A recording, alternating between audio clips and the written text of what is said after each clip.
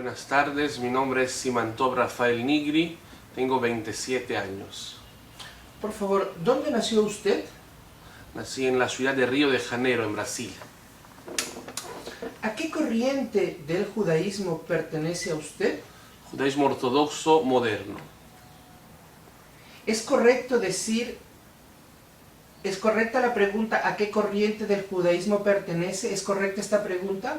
Pienso que sí, sí. ¿Desde cuándo descubre usted su vocación religiosa? Desde muy niño, los 7, 8 años siempre me llamó la atención. ¿La familia tuvo influencia? Sí, siempre les importó mucho las tradiciones, sí. Para usted como rabino, ¿qué es el judaísmo? El judaísmo, más que una religión, es un pueblo que siento que debería de llamar la atención a cualquier persona que busque investigar un poco de los fenómenos de la naturaleza, entender en la actualidad un pueblo que ha sido una minoría, que ha sido perseguido, disperso por todos lados, mas que aún así ha podido seguir fuerte, vivo, existente, con sus tradiciones, aportando al mundo en general en las diferentes áreas, y en esta generación más que nunca. El judaísmo es un pueblo, la origen de las naciones, quizá más antiguo y más actual al mismo tiempo. ¿Cuáles son los libros sagrados del judaísmo y qué antigüedad tienen? Bueno, la primera colección de libros, por así llamarlos, es lo que denominamos el Tanaj. Tanaj dividimos en 3 partes: Torah, Nevi'im y Ketuvim. Torah, que para nosotros es lo más sagrado, es una colección de 5 libros, lo que se llamaría en el mundo contemporáneo en español del Pentateuco, que son los 5 libros de Moisés. En hebreo Bereshit, Shemot, Vaikra, Bamidbar, Devarim. En español Génesis, Éxodos, Levíticos, Números y Deuteronomio.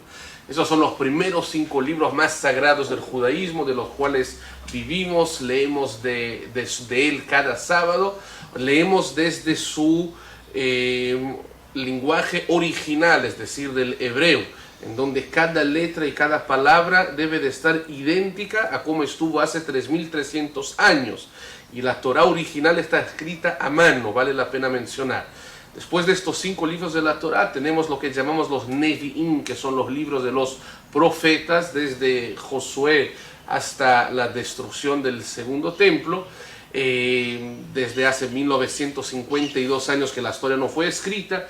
Y después que tuvimos las escrituras que fueron consideradas sagradas por nuestros sabios, como es por ejemplo el libro de Salmos escrito por el rey David, los libros de Eclesiastes, Kohelet en hebreo, Shir HaShirim, Cantar de los Cantares, gracias en español, Proverbios o Mishlei en hebreo escritos por el rey Salomón, el libro de la reina Esther, Lamentos, Crónicas, entre otros más.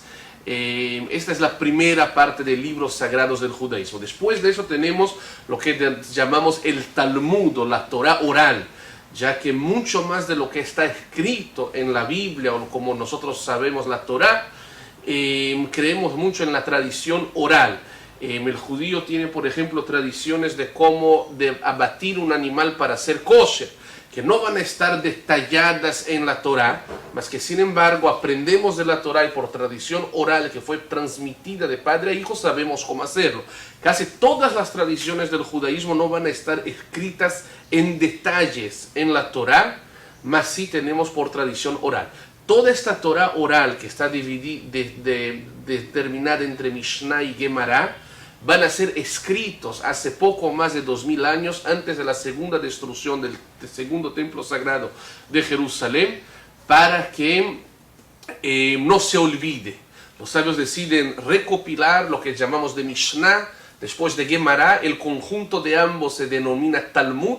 Tenemos el Talmud Bavli, estudiado en Babilonia, actual Irak, el Talmud Yerushalmi, estudiado en Jerusalén, Y bueno, ambos van a ser parte de lo que nosotros llamamos de Torah oral, Mishnah y Gemara, el conjunto llamado Talmud. Después de eso todavía vamos a tener libros de leyes judías, como es por ejemplo el primer que escribieron las leyes fue Maimónides, Rabí Moisés ben Maimón, quien vivió hace poco más de 1000 años atrás en España y luego en Egipto. Él es el primero que empieza a escribir las leyes, entre otros libros de filosofía judía, y en los más recientes, que los rabinos debemos de saberlos muy bien, hace 500 años atrás, escrito por el rabí Yosef Caro en España, quien escribió el Shulchan Aruch, que es literalmente el código de leyes del judaísmo. Después de eso vamos a tener hasta la actualidad libros de filosofía, libros de ética judía, la parte de la Kabbalah que van a ser oral, que tienen desde hace 2000 años hasta la actualidad. Sin duda el judaísmo es el pueblo del libro y podría hablar horas de los libros, pero aquí estamos hablando la base principal de la Torah escrita, la Torah oral, la ley judía y otros más. Muy bien. Entonces los tres pilares de los libros sagrados sería lo que está escrito, lo que está verbalizado y las leyes que se practican hasta el día de hoy. Correcto, correcto. Aparte de libros de filosofía. Y vale mencionar que la Torah oral hoy en día ya está escrita. Ya está. Que es el Talmud. Muy bien. Usted es rabino de qué congregación o corriente, y ante esta pregunta, ¿es correcto definirlo como congregación o como corriente?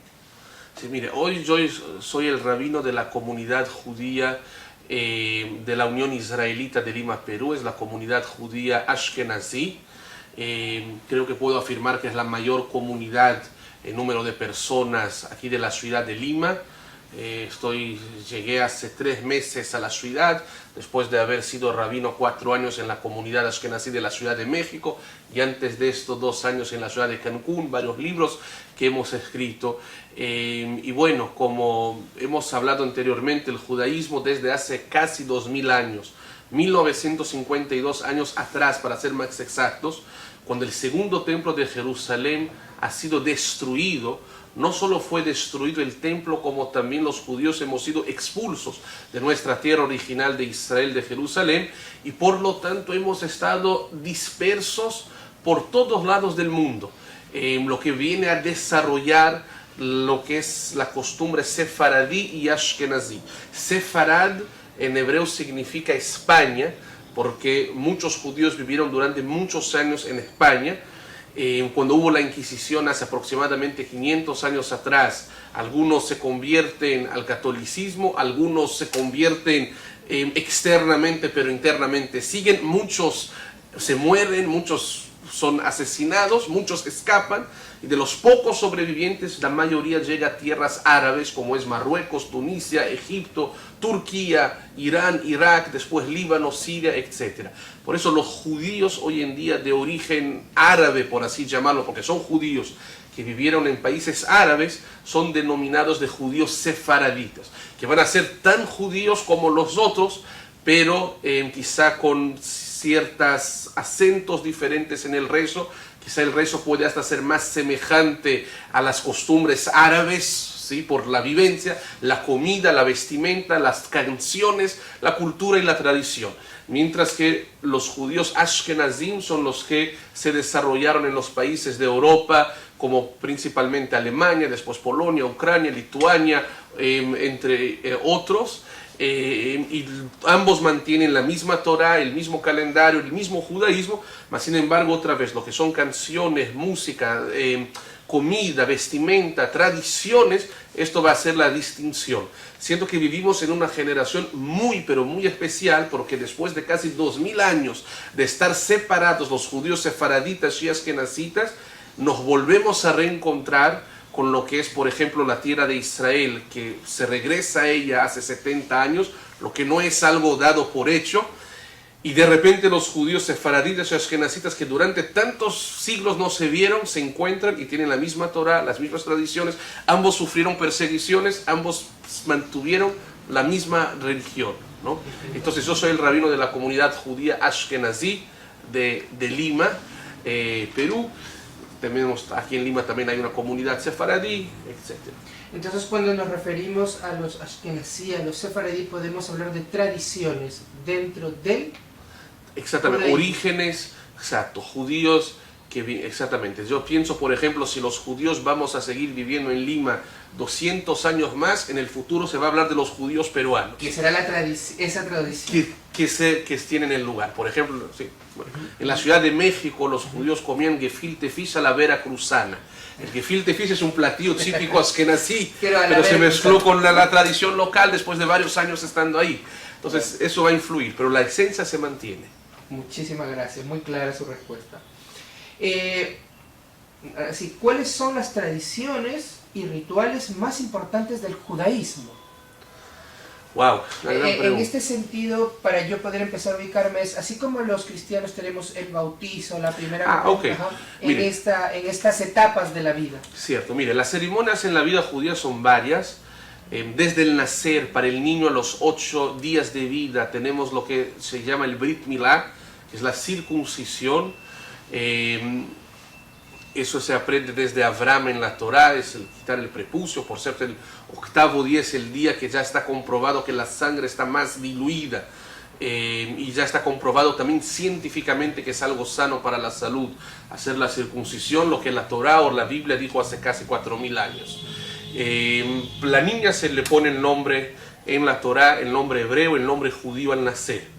Después de eso, a los 30 días de vida del varón, del hombre, primogénito de parto normal, hacemos una ceremonia que en hebreo se llama Pidyon Haben, significa el rescate del primogénito. En tiempos bíblicos, el Cohen, el sacerdote, descendiente de Aarón, hermano de Moisés, que trabajaba en el templo sagrado de Jerusalén, tendría derecho a ser responsable por todos los niños primogénitos. ¿Sí? Entonces, hasta la actualidad existe una ceremonia que se llama el rescate del primogénito, en la cual de las manos de un Cohen el padre hace toda una ceremonia como intercambio para decir este es mi hijo y no del Cohen como pertenecería. Si es una costumbre mística, es decir, que no está escrita claramente en la Torá, pero muchos judíos la realizan por la parte cabalística, que es la parte más mística del judaísmo, que a los 3 años de edad del niño hombre se le corta el pelo, es decir, que no se corta hasta los 3 años, y ahí empieza a ser de bebé, digamos, a niño, que puede empezar a identificar las letritas, etc. Después, a los 12 años de la niña y a los 13 años del niño, entran a la madurez religiosa. Es decir, la niña la denominamos Bat Mitzvah, es decir, que a partir de ahora ya está comprometida con todos los mandamientos bíblicos de la Torá, como una mujer judía. En los ayunos respectivos deberá de ayunar y así por delante es responsable por sus actos. Y el niño, eso va a suceder a los 13 años, cuando va a empezar a poner los tefilín, que son los filacterios, ya cuenta como uno más para participar en el rezo y es apto para todas las costumbres judías a partir de los 13 años. Vamos a tener, por ejemplo, la boda judía, que sin duda también es una ceremonia muy especial en el judaísmo. En el judaísmo también existe el divorcio, a diferencia de otras culturas quizá. Hay ceremonias quizá que hoy en día casi no se ven, si valdría la pena mencionarlas, como Ibum, que es la obligación que una viuda se case con el hermano de su fallecido esposo si todavía es soltero, y si no quiere hay una ceremonia que se debería de hacer, casi no se ve hoy en día, pero también está en la Torá. Y bueno, por último, las ceremonias relacionadas con la muerte, con el fallecimiento de una persona, el duelo después denominado Shiva, etc. En cada etapa de la vida del judaísmo está muy presente y muy marcado con las distinguidas ceremonias. Muchas gracias. ¿Qué significado y explicación tiene la tradición matrilineal o la matrilinealidad en la tradición judía? Esto de heredar el judaísmo a través de las madres. Correcto. Según el judaísmo existen 2 maneras que la persona pueda ser considerada judía, según las escrituras, ¿no? La primera manera, sin duda alguna, es que la persona nazca de un vientre, de una matriz, o sea, de la mamá judía, independientemente de quién sea el papá, quiera o no, sepa o no, cumpla o no, el simple hecho de nacer de una madre judía, según las escrituras, hace la persona judía. Quizá por el hecho que la madre es la que va a ser la principal responsable de la formación del feto, quizá porque en la antigüedad de la madre podemos estar seguros de dónde salió, a diferencia del papá en aquella época, pero de cualquier manera es un hecho que el judaísmo se define a partir de la madre. La segunda manera de que una persona también sea judío es por medio de una conversión. Ahí hay que tomar cuidado, ojo, porque lamentablemente en la actualidad que las comunidades, por temas de seguridad, entre otros más, se han cerrado mucho al tema de conversiones, hay muchos charlatanes que han abierto el tema. Entonces, cuando hablamos de conversión, hay que saber que sea un proceso verdadero, no quiero decir real, ortodoxo, pero llevado por rabinos capacitados y reconocidos es un punto importante, ¿no? Todo el año de estudio, etcétera, etcétera. Dentro de esto, ¿no? Usted me dice que está la herencia a través de la parte matrilineal y la conversión oficial, por decirlo, o sea, la conversión autorizada. Exactamente. ¿No? de una comunidad. Correcto. Y las diferentes tradiciones del judaísmo, como las que nací, la sefardí, la ortodoxa, tienen sus propias rituales para recibir nuevos, ¿cómo le digo? Miembros. Sí, ¿tienen sus propias características de conversión a miembros o definitivamente tienen que pasar por una sola regulación de conversión? Antes que nada, yo creo que vale la pena aclarar, no es lo mismo la división sefaradí-ashkenazí a la división ortodoxos, conservative o reformistas. O sea, no es que hay tres corrientes en el judaísmo, sefaradí, ashkenazí y ortodoxo. Sefaradí, ashkenazí es una división, ortodoxos, conservadores, reformistas, tradicionalistas es otra división. Lo explico brevemente. Sefaradí, ashkenazí, como hablamos anteriormente, está relacionado con la origen de este judío. Independientemente de cuánto él cumpla o no su religión, el simple hecho de ser un judío que nació, por ejemplo, en Perú, pero sus padres o abuelos nacieron en Polonia, por decir un ejemplo, este es un judío ashkenazí, o yiddish, por así llamarlo también. Que el simple hecho que el judío, sus padres, abuelos vinieron de países árabes como Turquía, Marruecos, Egipto, etc., lo hace ser un judío sefaradí, o sea, de países árabes sefaradí, de países Europa, etc., ashkenazí, independientemente de cuánto esta persona cumpla.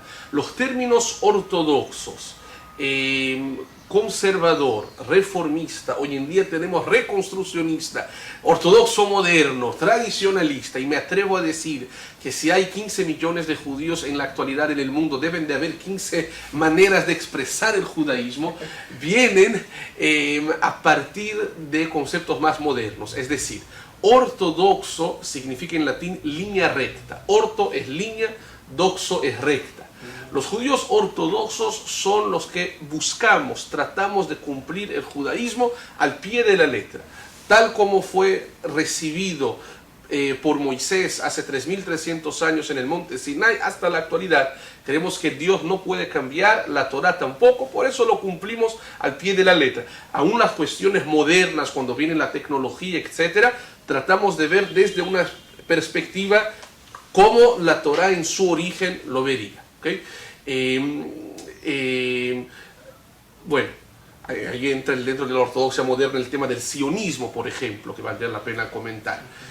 El judaísmo conservador y luego reformista son movimientos que van a tener aproximadamente 200 años de existencia. Son mucho más nuevos, que empezaron en Alemania, luego en Estados Unidos, hoy en Latinoamérica la mayor comunidad conservadora está en Argentina, aquí en Perú también existe una. En Miraflores. El movimiento conservador es un movimiento que va a conservar la religión en sus bases principales, pero que va a permitir ciertos cambios dentro de la sinagoga, como por ejemplo, nosotros en una comunidad ortodoxa nos sentamos juntos para rezar hombres y mujeres. La costumbre tradicional de miles de años es que para no haber distracción, las mujeres tienen su sitio, los hombres su sitio, con respeto e igualdad, nadie de más que nadie, pero están separados a la hora de rezar. En una comunidad conservadora vamos a ver ambos sentados juntos. En Shabbat los judíos ortodoxos no prendemos luces, por lo tanto no vamos a ver micrófonos en los templos. Lo que sí se podría ver en un templo conservador, donde la interpretación es, bueno, eso es diferente. En un templo reformista, que en Perú todavía no existe, pero en Estados Unidos es común ver, hasta vamos a encontrar a veces un matrimonio homosexual sucediendo, porque es una reformación del judaísmo original. Son personas judías que han elegido. Ahora, si me pregunta a mí, la mayoría de los judíos del mundo, ¿qué son? Ortodoxos, conservativos, reformistas, etcétera, yo les contestaría que ninguna de las opciones anteriores. La mayoría de los judíos del mundo van a ser tradicionalistas. Tradicionalistas significa que están orgullosos de sus tradiciones, que al entrar a su casa va a encontrar una mezuzá en la puerta, que es el artículo, van a celebrar de alguna manera las principales festividades judías, como el ayuno del Día del Perdón, Yom Kippur, o el Pesaj, que es la fiesta de la salida de Egipto, entre otras. Van a hacer la circuncisión a su hijo, el bar mitzvah, la boda, etc. Pero que no ciertamente van a cumplir con los mínimos detalles, por ejemplo, la alimentación, kosher, etc. En sus casas. Pero al venir al templo, reconocen que en la sinagoga se debe de cumplir todo al pie de la letra, ¿cierto? Eso para explicar mejor. Interesante. Sí.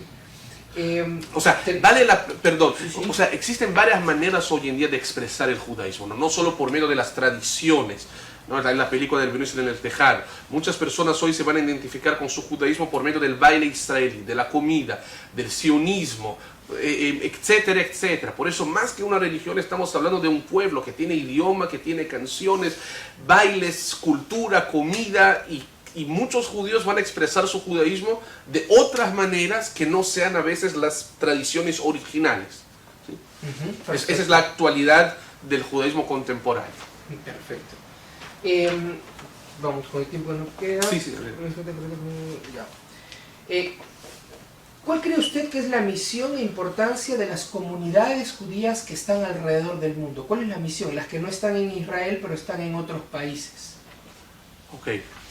Creo que el mayor reto de las comunidades judías en la actualidad es el de traer de regreso los judíos a su propio judaísmo.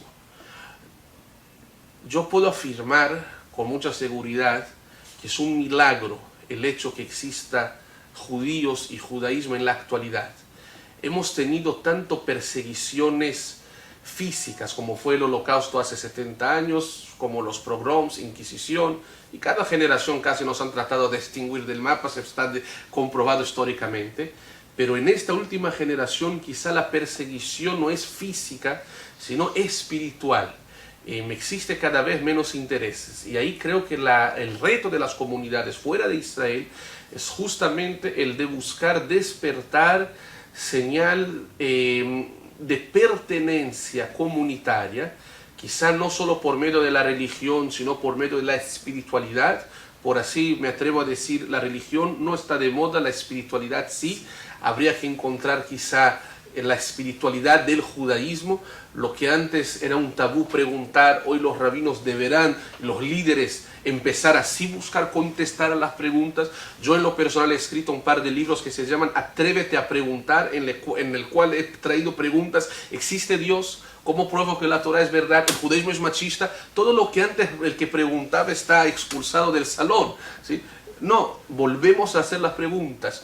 Y creo que la persona que está segura de lo que tiene no tiene miedo a las preguntas también. Eso es importante.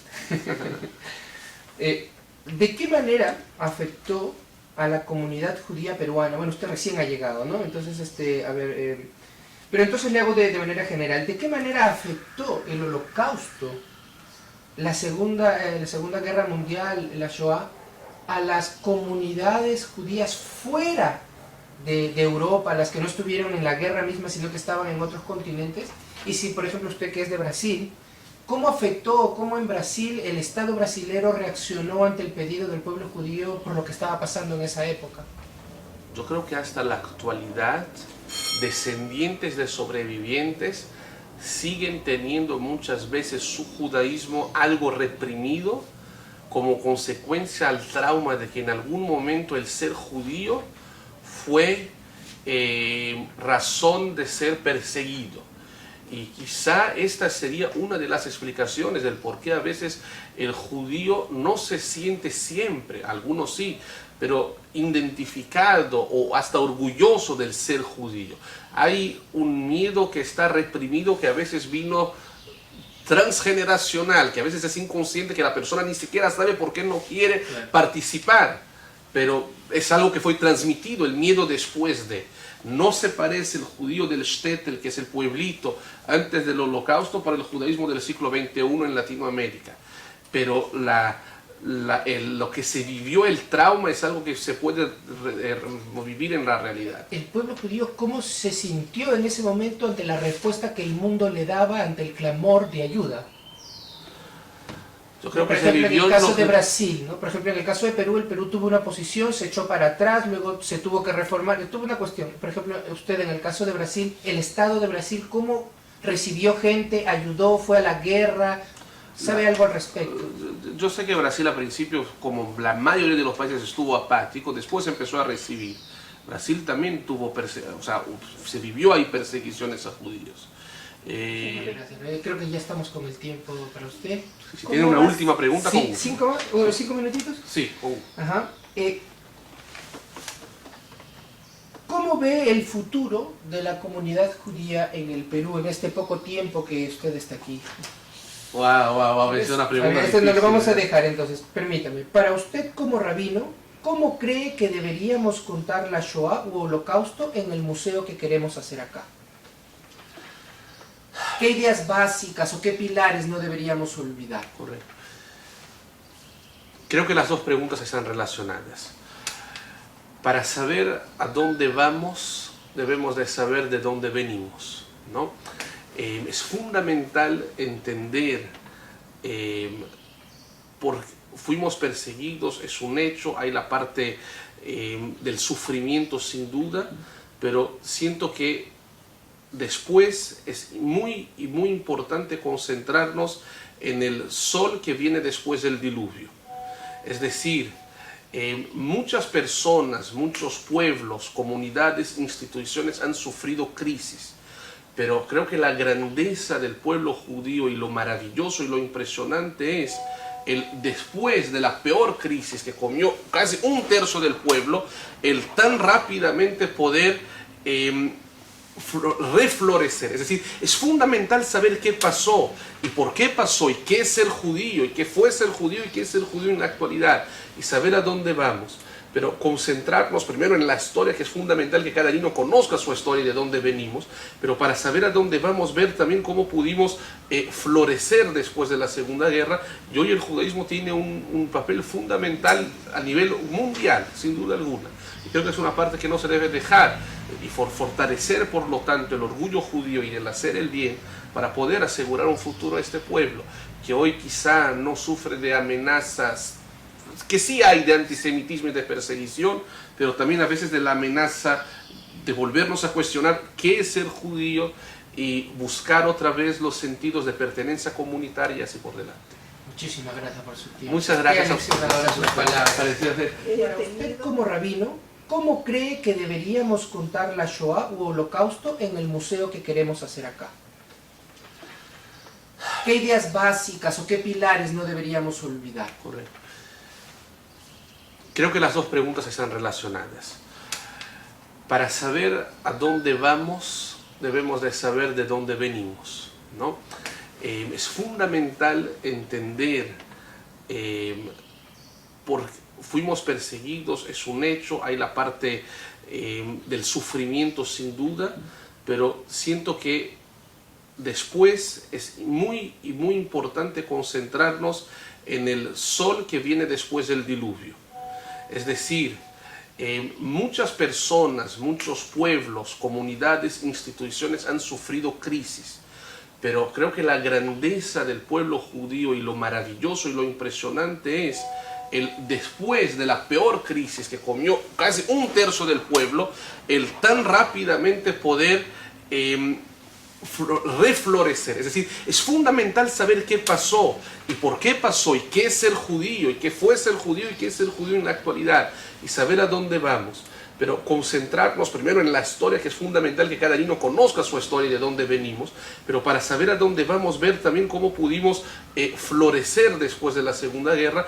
Y hoy el judaísmo tiene un papel fundamental a nivel mundial, sin duda alguna.